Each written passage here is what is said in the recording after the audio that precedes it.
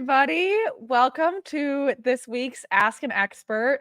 We are joined here by world-class groom Emma Ford. And I feel like Emma requires no introduction. She is a household name at this point, having groomed at I think pretty much every major five-star in the world, multiple Olympic Games, World Equestrian Games, Pan Ams, you name it, and Emma has been a groom there. She most recently has been the groom and barn manager for the one and only Phillip Dutton. So if anybody can teach us a thing or two about barn management and grooming and all the things under the sun, it is Emma. Emma, thank you so much for joining us tonight. Thanks for having me, and hello everybody that's joining us. Yeah. And it goes without saying, but if you have any questions for Emma, put them in chat and I will relay those to her.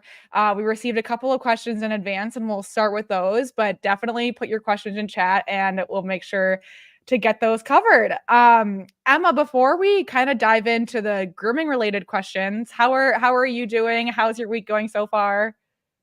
Yeah, the week's going good. My life's a little bit different since I've moved on from Phillips, but it's starting to get chilly here. I'm working at a rehabilitation center. So now not so much the sport horses, but taking care of horses that come out of New Bolton Center and helping them get through a bit of their stressful times after surgeries. And not trying not to travel so much, although I've been doing a lot of clinics. So I have been on the road a lot. It's never ending. I feel like even when you're like, this is gonna be a relaxing time of year, before you know it, it is like I have not been home in forever. Yeah, I think it's that internal struggle that all of us as we've got older as grooms, we're like, oh, we need that life balance. And I thought I was going to hit the mark after I left Phillips, and still not there. Yeah. Maybe you're like subconsciously you crave the hectic chaos. Oh, I think so. I think I was in it too long to be able to drop it. So Yeah, it keeps you going. Well, on that note, how did you get started as a groom? Kind of what brought you into this career? Well, I was super fortunate. I had an amazing, growing up in North Devon in England. My dad was a fox hunter, master of foxhounds, and I was pretty much riding in my mum's womb. So I came up through Pony Club, got all the pony. We sort of, Dad never bought the ponies. We always leased them, or someone's got this one going for free. Like, here, you ride it. Until my last horse, which was an absolute, he was a superstar. And I did a lot of show jumping on him. And then I went to university, did a degree in agriculture, and I just wanted to travel. I'd come up all through school, hadn't really left England. And so I decided to come to the States and just do a year. I was only meant to be, just here for a year, and I was just working with horses. I couldn't afford to not work and travel. And so what is that now? 23 years later, I'm still here. So I'm very, very fortunate. It's definitely, I never would have said this was where my path was going to be in this direction, but the doors opened and they're the ones I chose. So That's awesome. And it seems like it was meant to be because you've certainly thrived in this role. So kind of to transition us over to your more recent role as Phillips groom and barn manager, kind of having worked in that role and seen so many other grooms and just like the industry, the market industry as a whole, what would you just say kind of makes a great leader as a groom and a barn manager? I think you have to be the one to show the dedication to the job.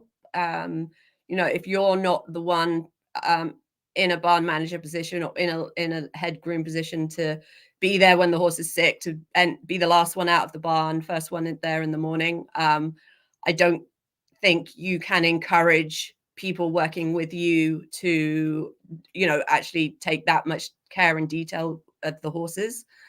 So definitely dedication in the role, and dedication to detail, and wanting to really learn about the horses individually and really have an open mind. In every program is very different.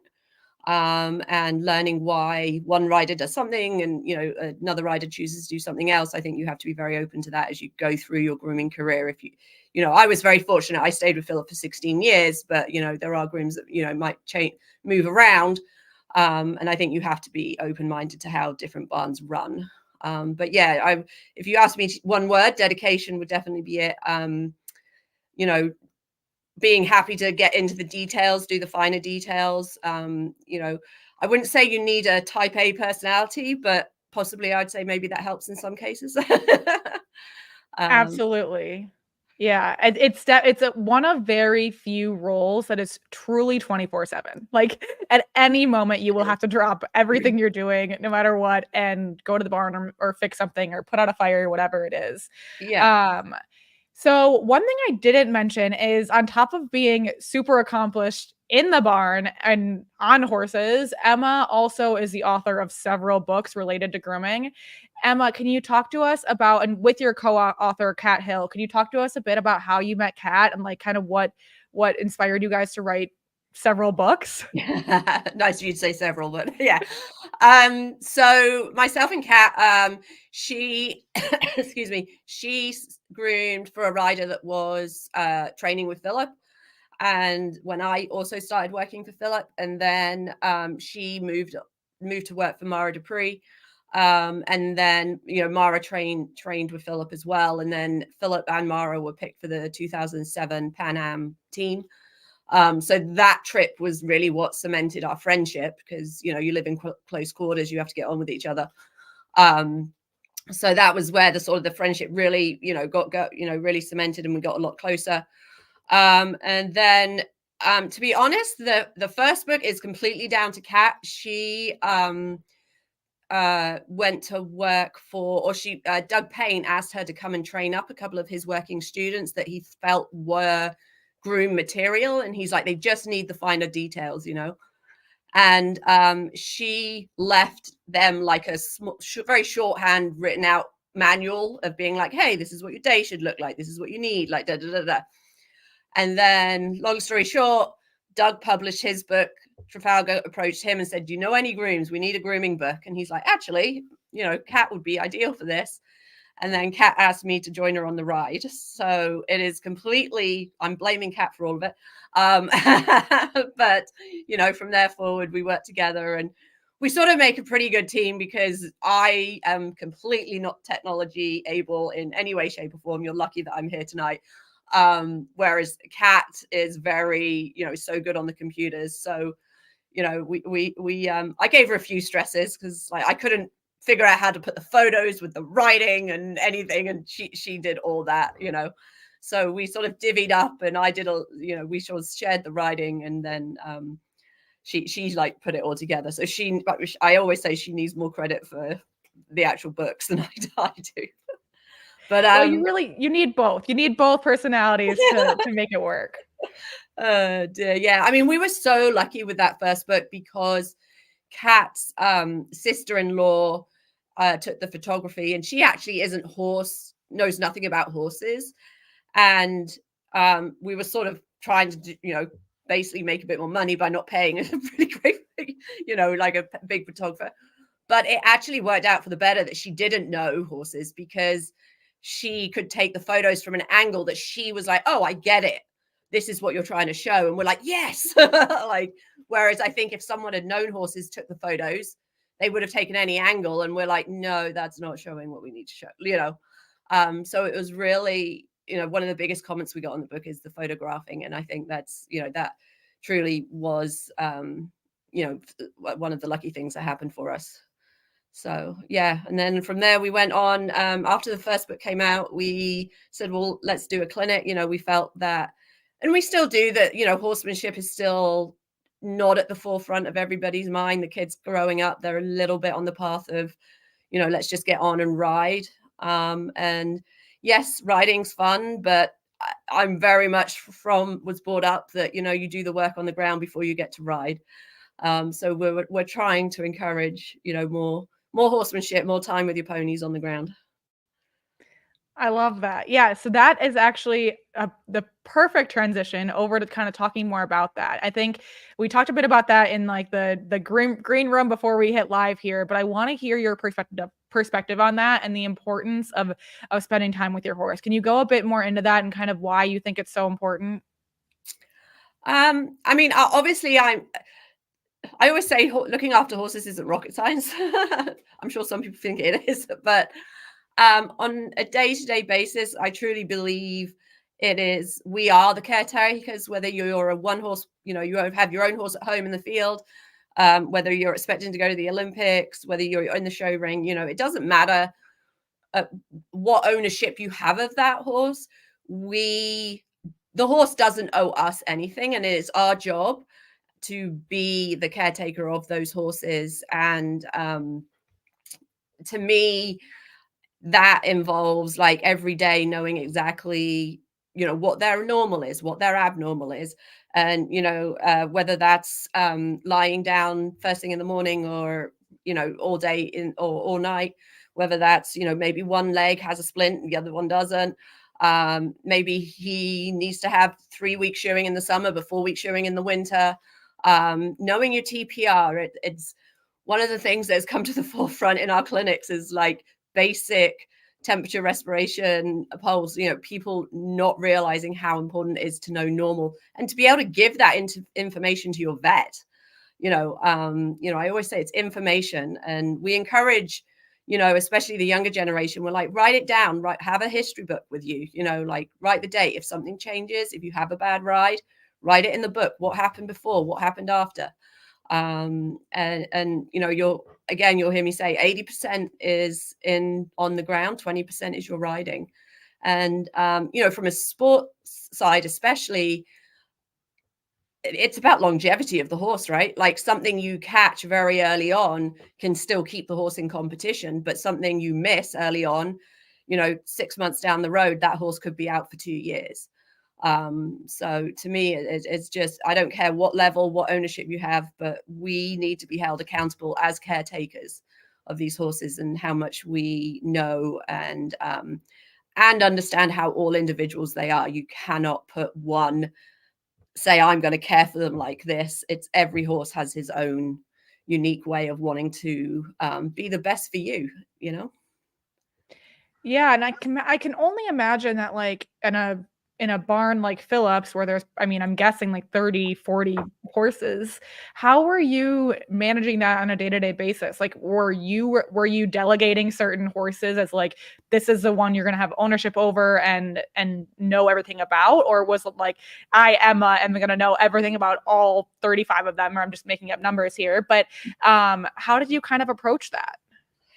Yeah, I mean, I'm going to be honest here, like it's what I developed through the years of working at Phillip. I certainly, like when I first went into Phillips, I was like big-eyed and oh my God, like Adrian, the lady I worked for before, Adrian Iorio, she had a riding school program, a boarding program. So we had the number of horses, but it was very split up. And I ended up just taking care of her 10 event horses. So when we came to when I came to Phillips, it was like, here are 35, 40 horses. And, they're all mostly training in some form or another. So it definitely took me a long time to get to a point where I felt I knew that I wasn't going to know 35 horses in detail every day, but how could I delegate and be on top of and know people, knowing my staff, not my staff, but the staff helping me were coming to me saying, hey, this is what we notice, So yeah, I definitely took charge of, sort of the intermediate advanced horses. But then honestly, it's about having that staff that you trust behind you that are going to come to you and notice when something's a little off, Yeah. and those were always, obviously we had a lot of working students, and I sort of felt I could pick out the working students that were going to be good grooms in the future and ones that I'd be like, oh, not going to quite make it. So yeah, I don't think there was any key, so to speak. It was just it was a learning experience along the way.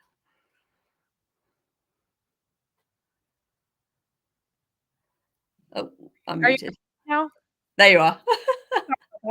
That that all makes perfect sense. So One thing that you had mentioned earlier is just how each barn is different and each program is different. So I would love to hear from you kind of what are your must-haves as far as barn management goes? These could be safety things, these could be tools, really whatever comes to mind for you of like this has to be the process or what exists in every barn that I work in. And kind of when you walk into a new barn, what are some things that you look for?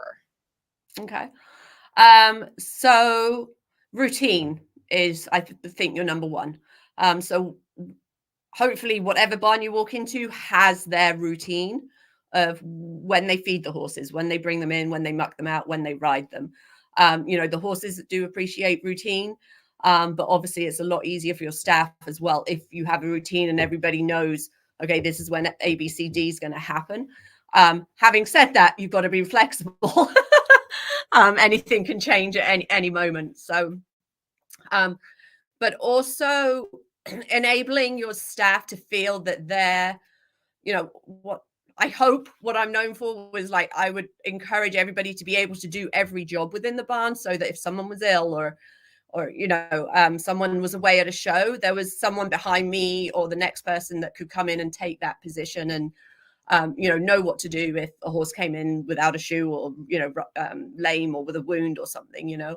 I know there are some barns that micromanage, and I think that's tough because then those people, and I've had them come to me from those type of barns and they're very like tentative and they don't want to like make any decisions or wrong decisions, but to the point where like they sometimes wouldn't bring it up, because they were afraid of what I was going to say. And I'm like, no, like I would rather you tell me that this hair is out of place and I go, what the hell, than, like you didn't tell me it was the start of something.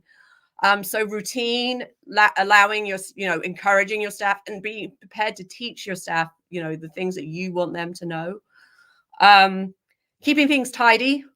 The tidier you keep things, everything in its place makes the day work so much more efficiently. If you found it in one place, put it back there.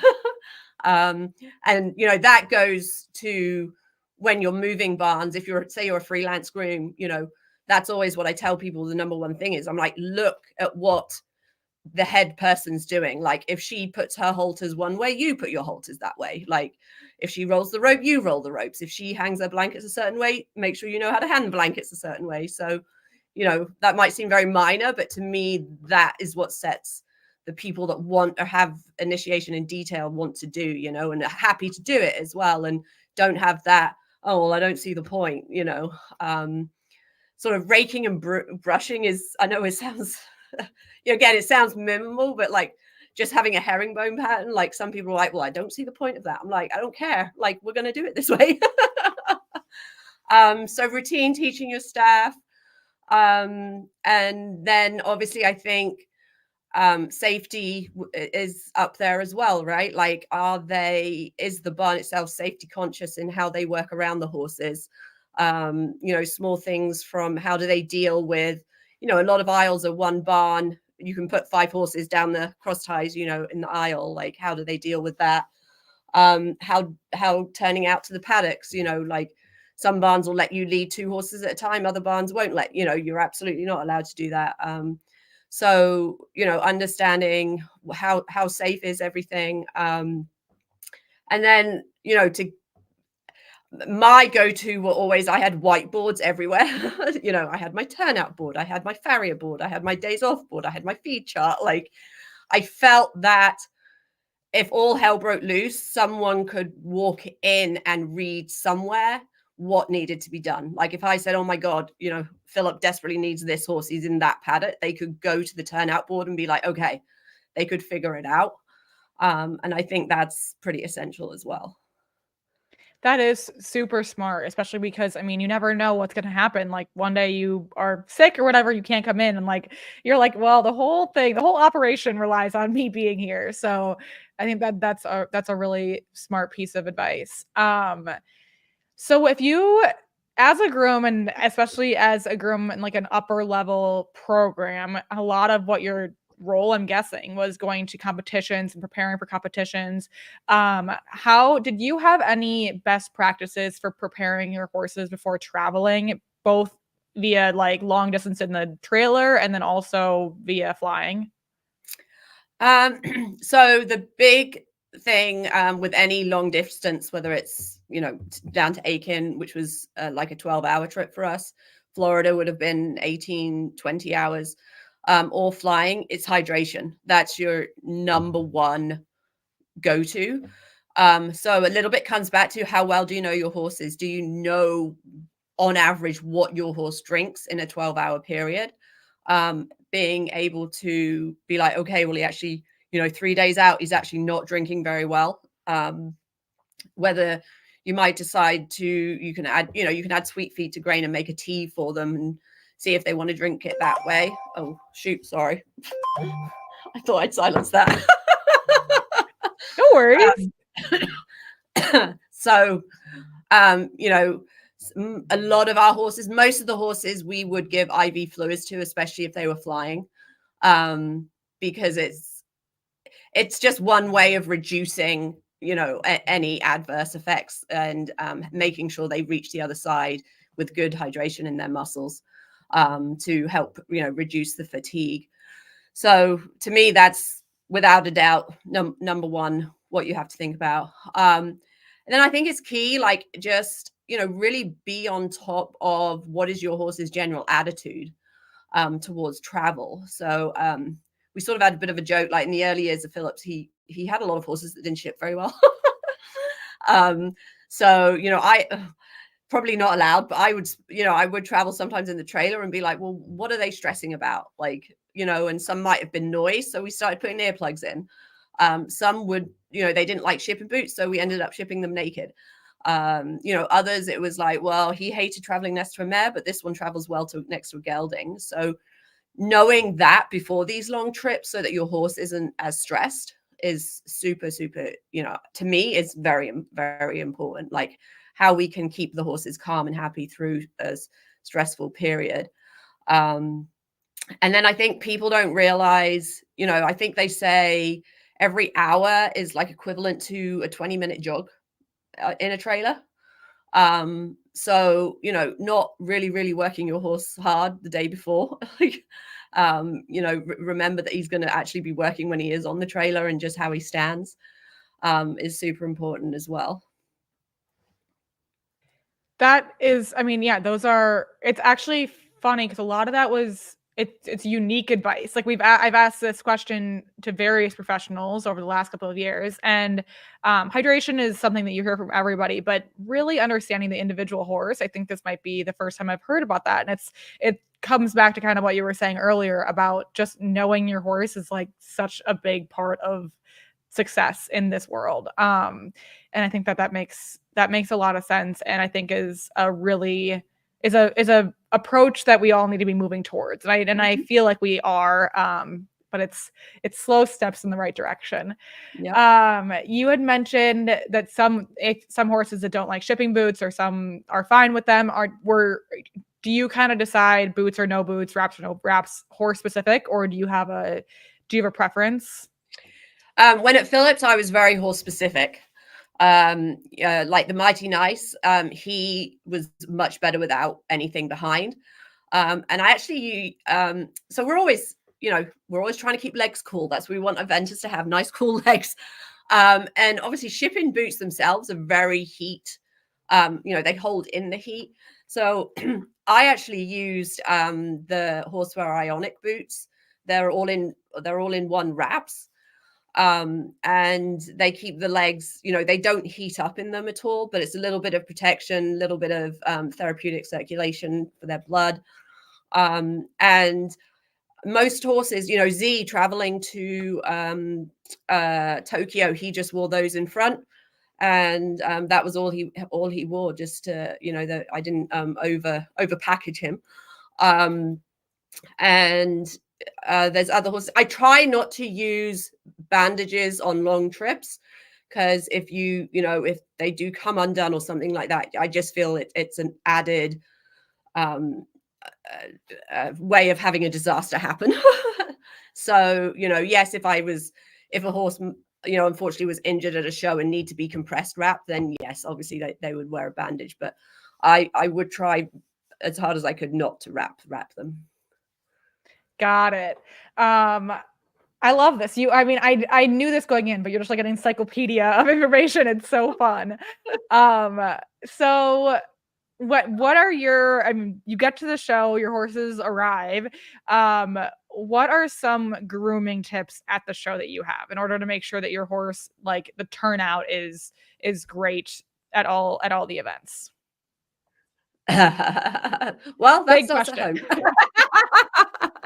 Hopefully you've done your work at home so that when you get to the show, it's not too difficult. And elbow grease is your number one or my number one favorite tool. So, but I mean, there are obviously, we are inundated with different products and brands out there nowadays. This makes it shine. This makes it has glitter mixed in. Does this. I think, honestly, tip-wise, I would say be prepared for weather more than anything, so that, if it is going to be, a hot, sweaty day, maybe we're not going to use too many oils, or if you've got your gray horse that rolls all the time, making sure you have the correct clothing to keep as clean as possible. So apart from general grooming, I'm not a fan of overbathing. Rinsing, yes, but the hard work, the shampoos are done at home, and then really at the shows, you should just be rinsing them off. Obviously doing your whites with your purple shampoo, but and washing their tails. Like, I'm actually really not a big fan of the shampoos, drying out their skin, unless if you've got skin issues that you have to deal with. And then if you can, and obviously it depends what time of year it is, hand grazing your horses out in the sun is probably one of the best things you can do with them to help them dry, to prevent anything coming up, skin irritations. And then also, stops them from rolling in the shavings and getting covered in dust too. But yeah, so how, choose the products that you like. I am a fan of, like, Shapley's has a huge range, or their shampoos I do use have moisturizer in them, so the coats don't dry so much. They have an oil that I do like to put on their tails, and then also their Magic Sheen is, to me, it's one of the best because it doesn't have as much alcohol in, so it doesn't dry the tails, so I can use it a little bit more without actually drying out their tails. But at the same time, I can, I do feel if I don't have to wash the tail every day, I only have to spray it on once, and I might not have to, use it for the next 3 days, which is obviously beneficial. So yeah, I'm not sure if that's helpful or not, but I just think you got to brush. Totally helpful. I think that's those are like totally tangible tips. When it comes to the tail, what is your maintenance program? We've had professionals come on, and I think it's John Halling, who is like, no one in his barn is allowed to touch the horse's tail until they get to the show, because you will not rip out any of the hair by brushing it every day. I don't know. We've got to be good friends then. Okay, I'd love to hear your approach. No, my rule of thumb is you only finger groom the tail unless it has been properly shampooed, conditioned, and detangled and dry. A lot of people make the mistake of like putting on a detangler and brushing it straight away, and the effect of the detangler doesn't happen until it's dry. So even at home, like, I would always, if I was putting the detangler on in the morning before going to a local show, I would put it on, wrap their tails up, and I wouldn't even touch their tails until I got to the show and made sure it was dry. And then you'd have a nice slick tail to groom through.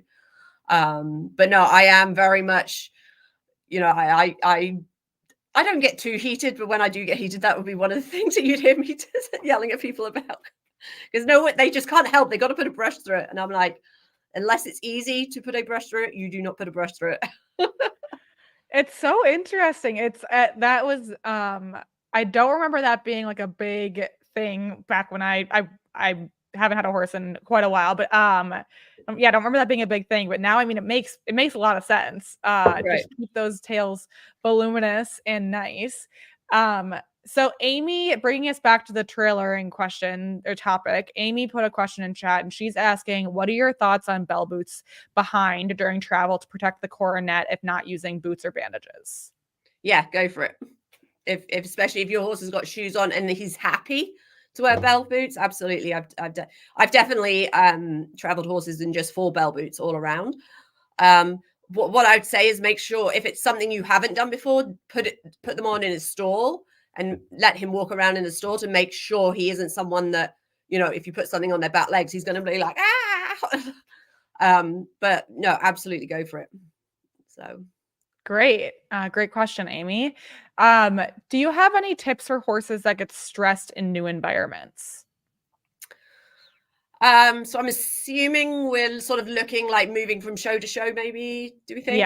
Yeah. So for me, it was a couple of things. When you get to the show, set their stalls up as if it was their stall at home. So, and what I mean by that is if your stall, the water buckets are at the front and the hay's in the back right corner, that's how you set up your stall. Don't change the stall setup.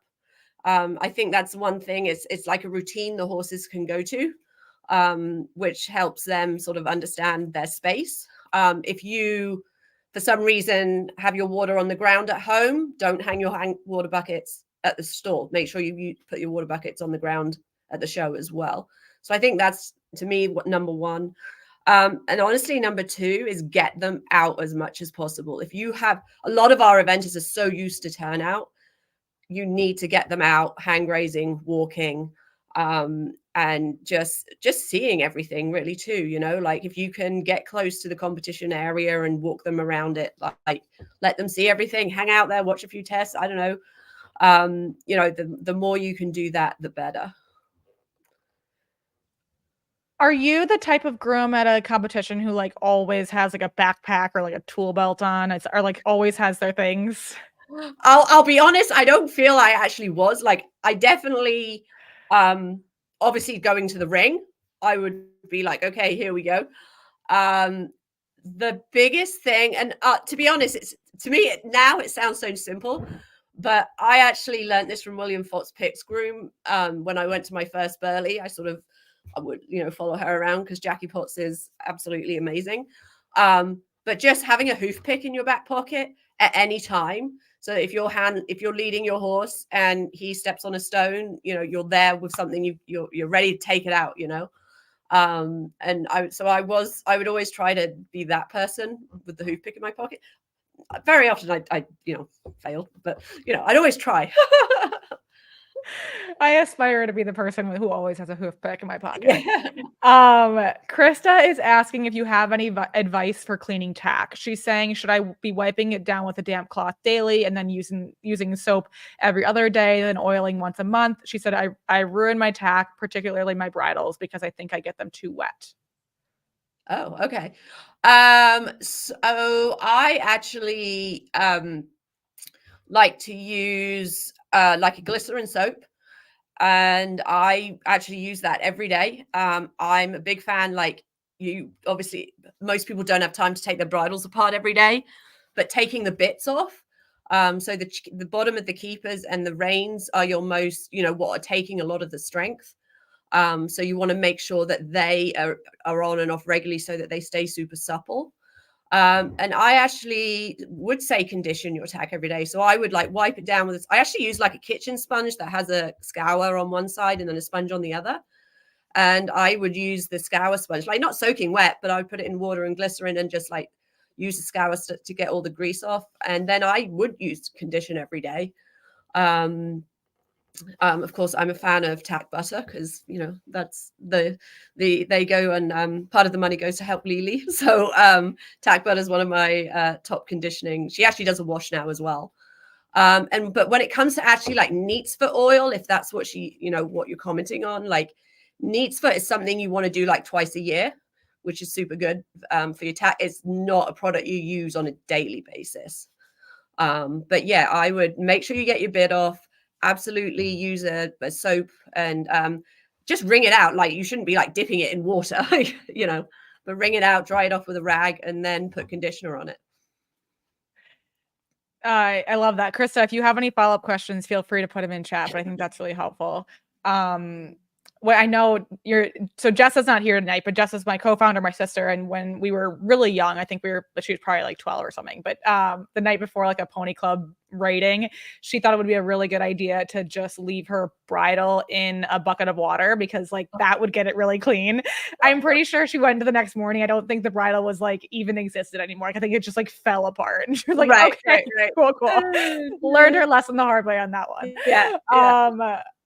Okay, so what are your braiding techniques? Do you have any tips to being a great braider? So sorry, I've got a bit of a dry cough. Yeah, the biggest thing I see, people don't actually do the braid tight enough. So I braid using a knot type in yarn. But yeah, what I see at clinics and when I try and help people, they are very loose at the top, and then if you're loose at the top, your braid's going to be loose all the way down, and unless you get a tight braid, your braid's going to be loose and not be any good.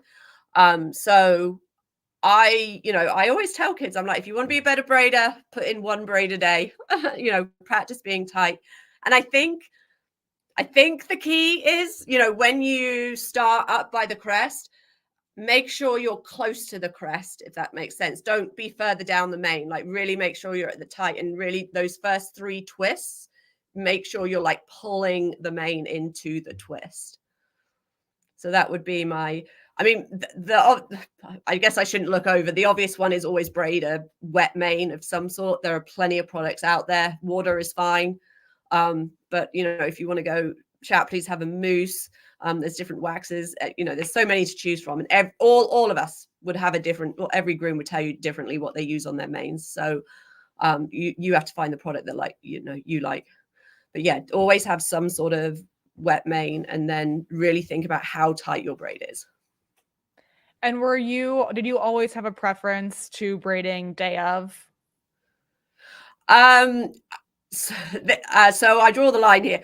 Basically, any one-day shows, like if it was a local one-day show, invariably we would drive to anything that was like 2.5 hours or less.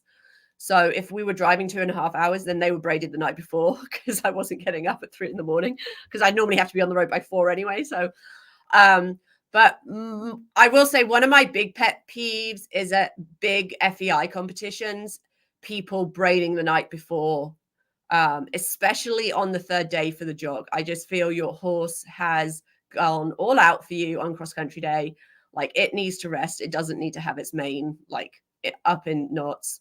And I just that's the one time, like even when I had 3 horses at Kentucky, they were all braided Sunday morning. Like none of them got braided Saturday night. And a lot of people just have the one, and I'll see them braiding the night before, and I'm like, really? Like you wouldn't like it. Think about it, how when we go to bed with a braid in our hair, like it feels tight. So that's the one time I'm very adamant they don't get braided. Get up earlier. If you're a slow braider, get up earlier. Yeah, I think that's a perfect line to draw. Do you have any methods of keeping braid when you do have to do it night before, like before one day? Any methods for keeping the braids nice overnight? Jet jammies or cotton sheets, depending on. Obviously, during the summer, we use more cotton sheets with necks. And if it was cold enough, then we'd do the jammies. But yeah, they're the two. If you don't want to do that, you can get like ladies pantyhose. And like you can rubber band them around each braid, like stretch it along the neck, and then rubber band it around each braid. Oh, wow. I've never seen that. That's a new one. I love that. Okay, so a question that we get all the time is about studs. And I think a lot of our members would just love to learn kind of one, like how to think about studs, and when to be thinking about using them, maybe like at what level Phillip or any of your riders or yourself starts using them, and how to know what size studs to be using, and and all the studs questions, basically. Yeah, Whatever yeah, your yeah. thoughts are, Yeah. we'd love to Can hear them. can I plug the book? Buy the book. It's all in there. No, Yeah, exactly. Perfect. Perfect. So I always start off by saying, why do we use studs, right? We use studs because we want to grip the ground, but they have to go in the ground, one, to be effective. But if they're too big, they don't let the foot slip forward. So when a horse naturally lands, the foot slips a little bit in that forward motion. So you don't want to actually be stopping that forward motion, because then that's bad and concussion goes all the way up the leg, which is bad long term. So knowing what you are running on is super important. And that includes like do you know what the weather has been before then? Like, has it rained for 2 days and then had two days of sun? That could mean the top is nice and dry, but it's a bit slick underneath, or vice versa. Has it been super hard and then it only rained for 3 hours? Then it might be very slick on top, but actually very hard underneath, so really know what sort of ground you are running on. If in doubt, go smaller, don't go bigger. Always keep the front studs even. So for anybody new to studs, you're always going to have two studs in each front foot. Well, 2 stud holes in every foot, but you always want to keep the front ones even, so that your horse is landing on even all the time. And then the hind ones you get to play around with a little bit. I would tend to like use maybe I wouldn't use very sharp ones inside behind, but I might go sharp and longer outside behind, depending on the ground. And then sort of for me personally, like when we were doing 1 days and the horse trials, like I would tend to put the first horse out in studs. I was like, oh, this will probably be fine. And, Phillip would come back and I would be like, okay, they didn't work at all. or I would say most part, I wasn't too far off, but obviously at the big shows, I wouldn't stud anything until he, told me what he wanted in them. And I think it comes back again to knowing your horse. Like the first time, I would encourage everybody, if you're a first time user, do it cross-country schooling. Don't go to a competition and use them. Some horses get very backed off by having that security in their feet, but you'll have other horses that all of a sudden you'll give them confidence because they've got studs in and they feel a lot more secure on the ground. So please, use them at home first, just so that you get used to putting them in as well, but definitely so you can feel whether your horse likes them or doesn't like them. So level, what level do I use them? I mean, from a professional standpoint, I would say we would put them in training and above. But again, that goes back to you knowing your horse. I wouldn't say you necessarily need them at training, but maybe you have a horse that is a little bit unsure of himself and doesn't like, not being able to turn easily, or, skidding out under him. So, you might want to think about putting studs in. And then what else? If it's your first time or you're not very proficient at it, clean your stud holes out the night before. And if your horse has just been shod, make sure that your farrier hasn't forgot to tap them. Nothing worse than getting to a show and you don't have a tapped stud hole. That sounds like it's from experience. Yeah. And then in general, like when to use what, obviously, like points, we consider what grass tips or anything with a point is going to be for hard ground. And then what we call mud studs tend to be your bullets, your squares, that therefore your wet ground. We sort of amongst us, we're like, oh, these are my burly studs, and you'll have big honkers in for the hind. But I always say, if you feel novice, you need to put these in, you may not want to be running. So yeah, but that was a very quick overview, I think. Super helpful. I love that. So other than always have even up front, are there any like definitely don't do, like always with studs? Definitely don't do. As I say, the biggest thing is don't ever go over, don't go too big. That's a huge no-no. I would always recommend cleaning out your stud holes, like plugging them after each use, just so that you don't get any stones, up in the stud holes. And, you know, if you have any questions, there are plenty of professionals at horse trials that would be happy, and grooms that would be happy to help you. So always ask someone. Don't just go in blind. Yeah, I think that in and of itself, like, always ask someone. Like, Yeah. there's so many people around, and everyone will be We're helpful. happy to, you know, we're happy to. The funny thing was, the first year I'd finished Phillips, and then I didn't go to Kentucky the next year. And I literally had people calling me in my job, like, what studs should I use? They were at Kentucky. And I'm like, guys, I'm not even there. They're like sending me pictures of studs. Do you think this will work? And I'm like, I don't know. I'm like, I'd love you to have the confidence in me, but I don't know. You have to figure this out. yeah. That's amazing. It's I'm sure you get a lot of texts and calls of people being like, That was I probably need one of the you. biggest cross-country mornings. Phillip picked his studs. Has Phillip picked his studs? I'm like, not yet.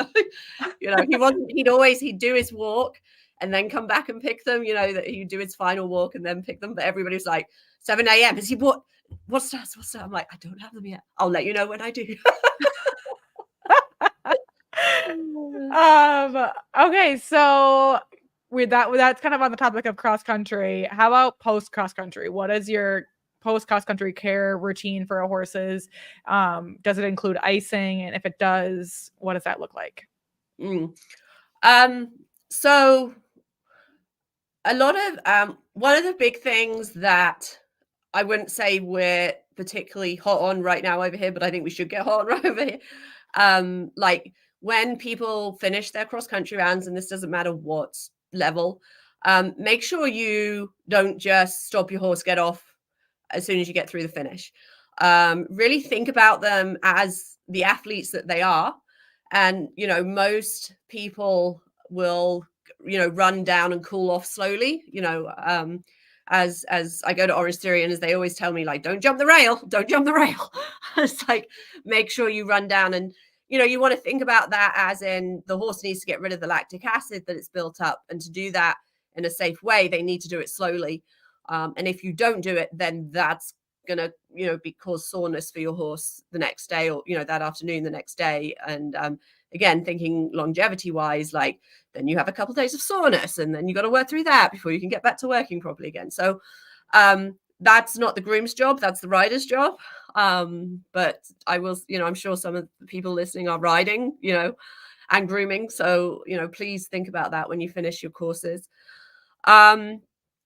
Letting your horses, well, the next thing for me, especially at the top levels, is getting the boots off.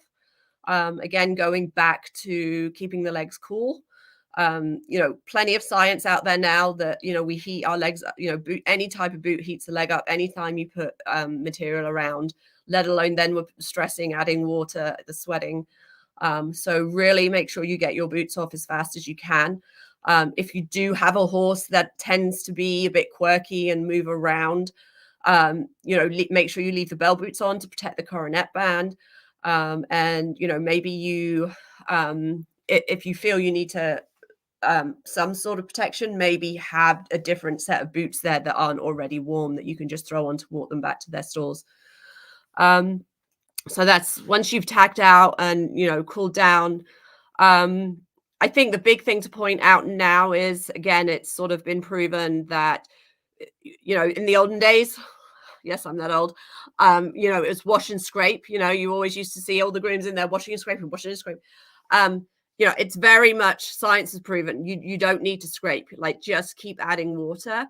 And actually, as long as the water is, I believe the science is 15 degrees colder than the outside air temperature, you're going to have a good effect on cooling your horse out. Obviously, if it's a super hot day, yes, adding ice is great. So that's my next go-to. And then when you actually get them back to the barn, you know, let them have 5 minutes, let them go in and pee, and hopefully they'll drink. I'd actually offer them water whilst you're calling them out. I never stop a horse from drinking. I don't care how hot it is or how heavily it's breathing. Z would actually finish cross country, and every time he would like go, you know, we'd have 6 buckets set up and he would drink out every bucket. And if he didn't do that, I'm like, oh my God, that's not normal. What's wrong? So yeah, if the horse wants to drink, let them drink. And then once you get them back to the barn, you know, let them go in, let them pee. and then get them out and have a walk, have a graze. And movement is key, right? Like providing there isn't anything major that you need to take care of right away, getting them out and walking them, I think, is absolute key. And then I almost feel we're a little bit of a nation that likes to ice a lot. And again, through human medicine, it's actually coming forward now that, there's certain situations you should ice, but just icing to ice is not necessarily the right thing to do for our horses. So I think I'm looking forward to sort of reading more about that in the next few years. I think, as a community, we take a little bit of time to change things once it comes through. But, I would certainly ice them twice if I was at Kentucky. But, I've certainly witnessed a lot of people are like, oh, ice it 4 times. It ran this morning. We need to ice it 4 times. I'm like, if your horse is sound, you don't need to be icing. Get out there and get it. Movement is key. Get it walking. Take them for an hour, hand walk. You can graze in between. And then from there, it's just really, making sure they're drinking well. Again, your horse isn't a good drinker. How can we improve that? Can we give it warm water? Can we add Gatorade? Can we make it a tea with sweet feed? Can we wet its hay? Being on top of that, super key. And then, I would always leave feeding any grain until probably a good 4 hours after they've cooled out. Really, I wasn't someone that would like just, it's half an hour, they're cooled out, throw them grain or anything. Obviously they can have forage with them as much as they want, but grain I would leave until they, were nicely settled and quiet. So I think hopefully that's covered everything. That's a lot. That is that is a laundry list of advice, and I think it's really helpful. The not scraping was something that I think I learned the last 12 months or something, and I'm like, 100%. Back when I was riding and competing, it was like, dump and scrape. Yeah. Everyone's moving as quickly as humanly possible. I love it's fun to have the market or the community start to adjust things like that. Learn and adapt. So as a groom, I mean, this whole topic has kind of been about caring for the horse and making sure the horse is in the best condition possible and always at their best. Do you have any tips or tricks for caring for the rider? Because I'm sure, your role obviously was covering the horse, but are there any things that you were doing that were making sure that you were supporting your rider? That is definitely rider dependent. I will say Philip was very self-sufficient. So as long as I had the horse ready to go on time, I did not really have to worry about him. And that's definitely a rider to groom thing. I know some grooms that, I can certainly say, not that I want to say I judge them, but I'm like, I feel the groom has to hold their hand the whole time. And then, every groom has their own different relationship with their rider. And, I would say I was fortunate enough that, the worst thing for Philip, trying to keep him contained in his own trunk so that he didn't creep into my space, was probably my biggest challenge with him. That's incredible. I love that. Definitely, you need boundaries. If I could, like in Kentucky, if I could, I would always try and give him his own stall. I'm like, this is me. This is you. That's awesome. Okay, so before I kind of jump into more high level questions about being a groom, are there any other more hands-on, tangible, you must do this, or I wish everyone did this types of things from a horse management or horse care perspective? Apart from be in the moment and enjoy your horses. I think today's world has just got so stressful, and I see it with a lot of the kids that they want to run into the barn and ride, and then they have to go and play soccer or football or netball, or list goes on, and they've got their phone in one hand and their mum pulling them at the other hand doing this. And I'm just like, just be in the moment with your horses. Put the phone down and really realize how lucky and blessed we are to work with these creatures. I say it every day. I'm just so grateful to be involved with them.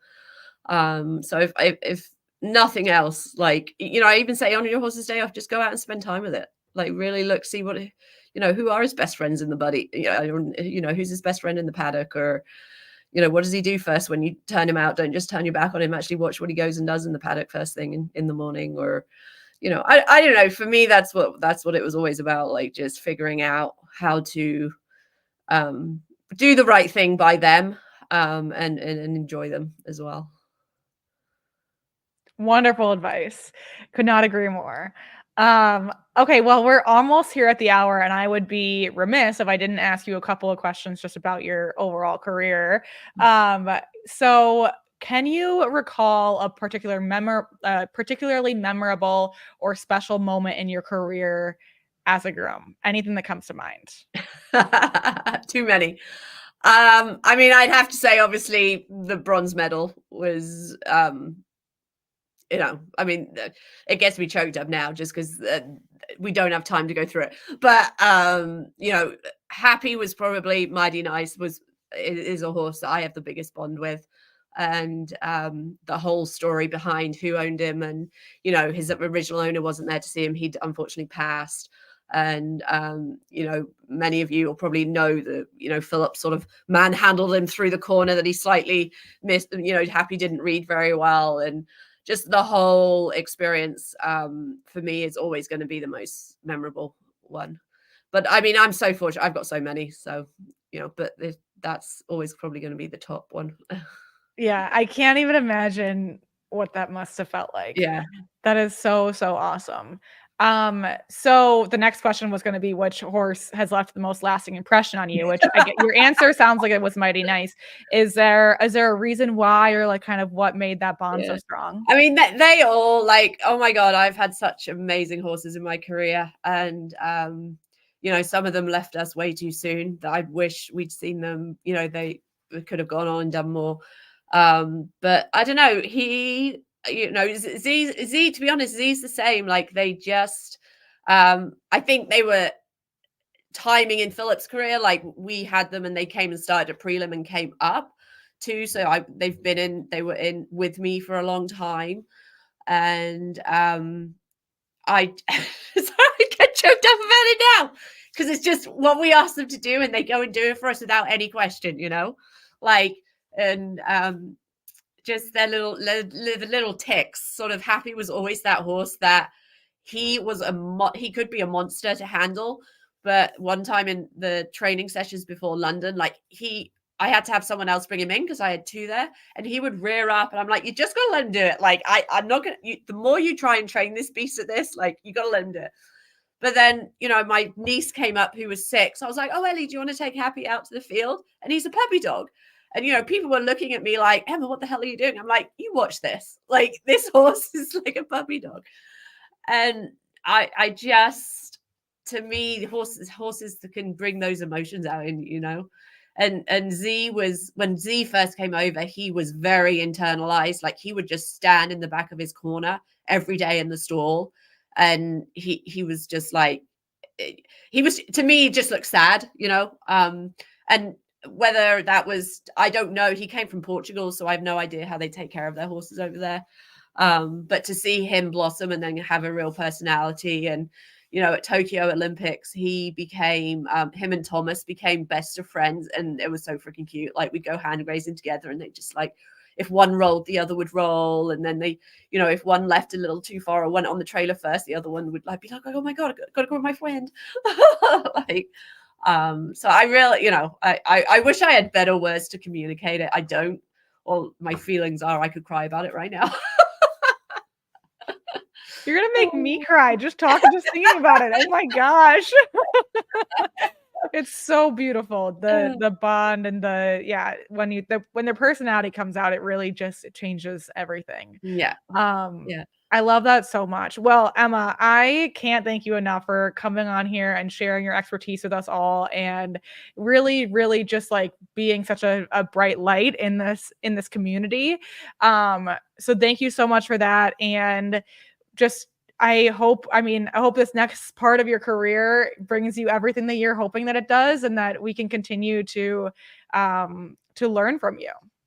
Well, thank you very, very much for having me on. And you know, just if anyone out there listens, wants to be a groom, like feel free to connect with me. I'm happy to chat about the lifestyle and, you know, how to get there. So, you know, I hope I've inspired some budding grooms.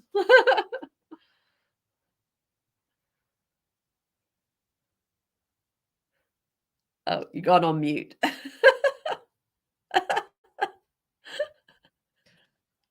Can you hear me now? Yeah, I can hear you now. Undeniable. Well, yes, that's thing, and that was definitely going to be an outcome of this conversation. And for people who want to contact you, what is the best way? Like, is it Instagram message or what do you prefer? Honestly, if you World Class Grooming at Gmail, or on our Facebook or Instagram, you'll get either myself or Kat. So Kat's probably a lot quicker at responding than I am, but she will always pass the message on and text me and tell me to get with it. Awesome. Well, it seems like you can't go wrong. So definitely reach out to Emma and Kat. And Emma, thank you so much again. And I hope you have a wonderful evening. And you. Thank you so much. Thanks. Talk to you later. Bye.